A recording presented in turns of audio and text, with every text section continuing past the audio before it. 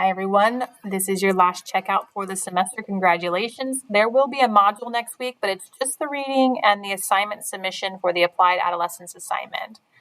Your student learning outcomes for this week were all about adolescence and cognitive and social emotional development, but because you've completed the course now, you have completed these student learning outcomes for the entire age range from prenatally all the way through adolescence. And you know all about cognitive, social, emotional, and physical development. That is so much information.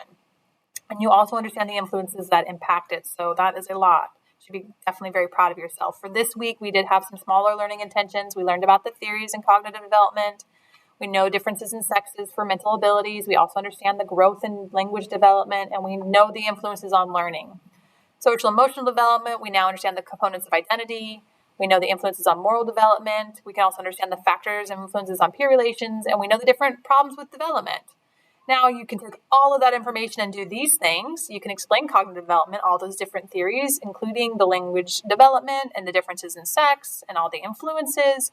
You can also apply your knowledge regarding vocation and know about personality and what might be a good vocation for you and for others. You can be able to utilize knowledge on identity development to reflect on your own identity and where you are in your development, and also maybe create an identity map. You can analyze scenarios for current level of moral development. You can explain the role of peer interactions and how that relates to your own experiences. And you can evaluate different problems in adolescence and possible solutions. Remember, we did that in Watch and Work. We talked about what it might like to be a parent. Now your checkout, make sure you got all these things done. You should have your question of the week done. Your reading, again, 14 is required. Chapter 15 is optional, but you're going to have to do it anyway, so maybe you got it done. That would be great. You should have watched the lecture. You should have watched what gender identity means to today's teens. Make sure you have watched Adolescence Crash Course Psychology. Your assignments this week include your quiz question, your discussion board where you talk about what would be great advice and what you remember from being an adolescent yourself.